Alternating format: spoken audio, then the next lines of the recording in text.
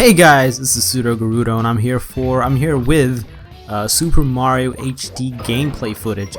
This is actually the level Bomb on Battlefield. If you guys don't know, I mean, who doesn't know it's Bomb on Battlefield? But yeah, this is Bomb on Battlefield in HD. You guys all heard about this. This is the HD Super Mario 64.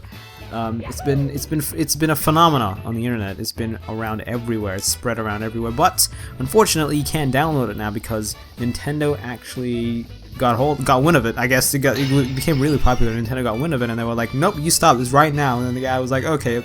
I think he put the cease and desist letter on his the website or on the link in which you would usually download the game from. But I was one of the quick ones. Actually, I think there are probably other avenues. It's the internet, so of course there's probably other avenues in which you can download the game from. There's probably some smart fuckers out there that were like, "Okay, Nintendo's gonna come here and get this, so we're gonna have to put this on, like, I don't know, Media Share or Mediafire. That's it. Mediafire or Dropbox. It's probably a Dropbox file out there with Super Mario HD. You go look for it somewhere. It's basically the Bomb on Battlefield, except it doesn't have the Koopa race. It doesn't have the chain shop. Doesn't have the island in the sky. It doesn't have the King Bomb. It doesn't have any of the stars really. It's just the goal basically is to get 100 coins, and when you get 100 coins, well, you'll see. Keep watch on the counter, on the coin counter at the bottom of the screen. Basically, I was sitting here. I was like thinking, well, what should I talk about? And then I thought to myself, basically, I was on Markiplier's page. Markiplier, he's a Let's Player. I was on his page, and basically on his page, the first thing you see is, if you're not a subscriber, I think, the first thing you see is his Draw My Life, right? And I looked at it, I was not like, oh, I can do one of those things, except I didn't want to go into detail about my life. I wanted to talk, because this was Super Mario 64, and I figured, okay, let's just talk about Nintendo 64, my Nintendo 64 experience, because everyone has those, but everyone has, the same sort of experience. So I figured I could just throw mine in there just to mix with it. I don't know, just get something out there. It sounds fun. So my Nintendo 64 journey started in 2001. 2000, just the year 2000. I was 5. I was born in 1995, and I didn't really know what a video game console was. I was only 5, so so you can understand how surprised I was when my dad came home and he had like a box and it said Nintendo 64 on it. I'm like, what is this? And then I saw on the box it actually has of the Super Mario 64 world, and I think whatever the box came with. Yeah, so, and I got that.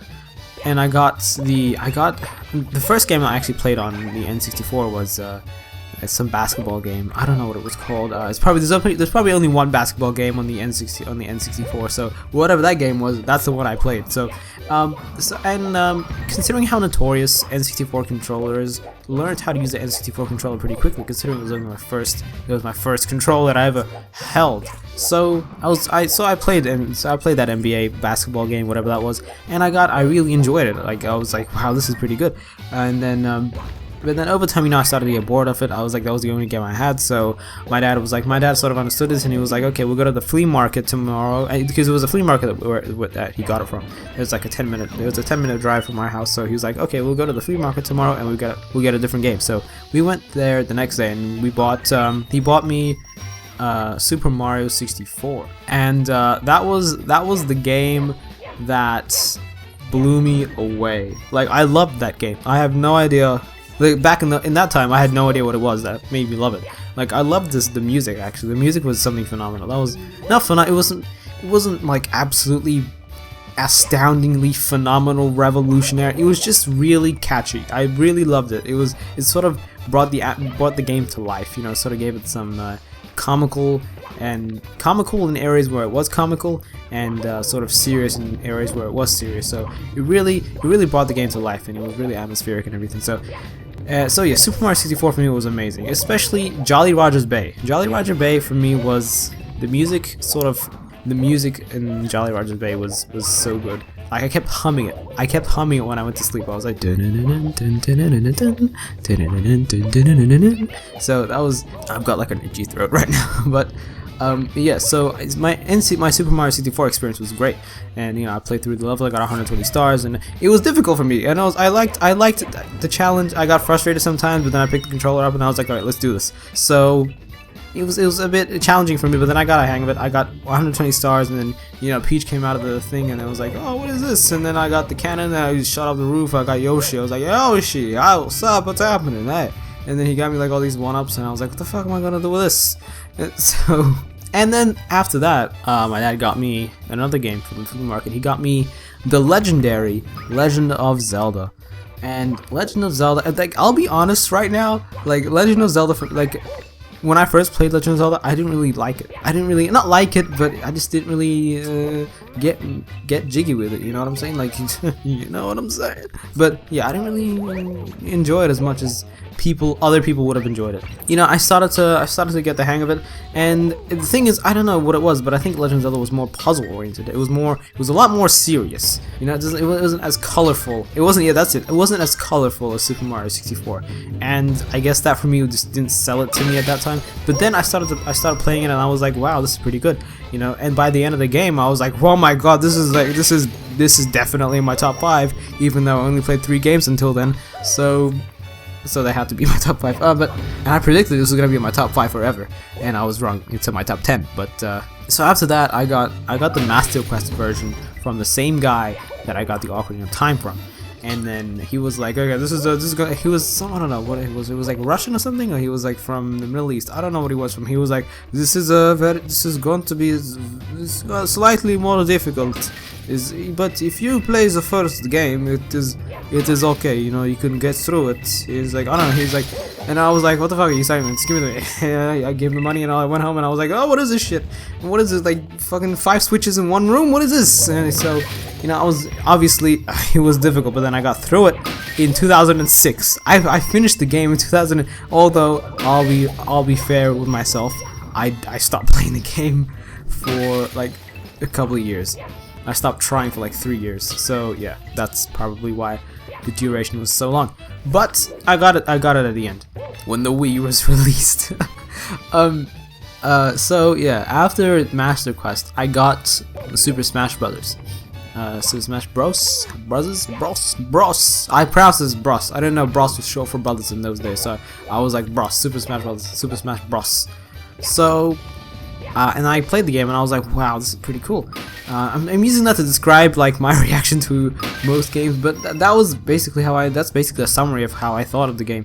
It was like, wow, this is really, but I got really into it really quickly. Like, this is action oriented, all you have to do is mash some buttons. Like, I was one of those guys that'll just that'll spam the kicks. Like, you know, when you play Tekken against someone and you spam the kicks? That's me. You know, actually, speaking of Tekken, this detouring into PS1. When I played Tekken 3, every time I played Tekken 3 with my cousins, I'd always do the Jin Kazama spinny kick, and that'll piss them off. This one time, he threw the controller in my head because he was like super pissed, and then I ended up having to go to the doctors. But yeah, it was a blast. Anyway, back to what was it, Super Smash Brothers. But yeah, it was pretty cool, and you know, the stages were cool, and I got introduced. And the thing about Super Smash Brothers was it introduced me to just about every other Nintendo character that was available at the time. So if it wasn't for Super Smash Brothers, I would not have played Star Fox. So you see, Lilat system, it was called Lilat. No, what was it? It was Star Fox 64. I don't know what it was called. I just called it Star Fox 64. I don't know what else you want to call it, but I got that game. And then that was actually, yeah, that was a year later. I got Star Fox 64, Lilat System 64. I don't know what it's called, but yeah, I got that, and it was I like the shooting. I like the flying segments. But that's all. But then I replayed the game, and I was like, oh, this is pretty cool. And then the Andross. Okay, I don't know if okay, fuck you. What are you, 20 years late? But yeah, so the Andross level was terrifying. I got nightmares. You know, I got nightmares from Legend of Zelda as well. Like Redeads, and you know, Redead scream with the fucking.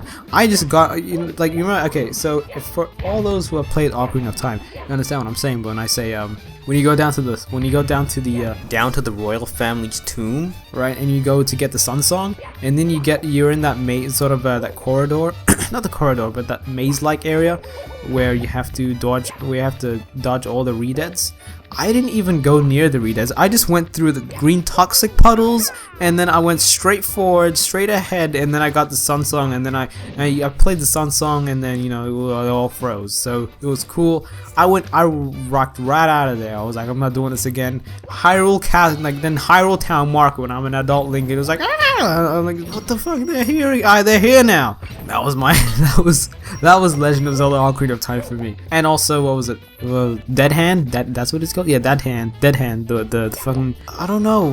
What the fuck was that though? It actually says in the box, in America, so you have like you have the E classification for Legend of Zelda: Ocarina of Time.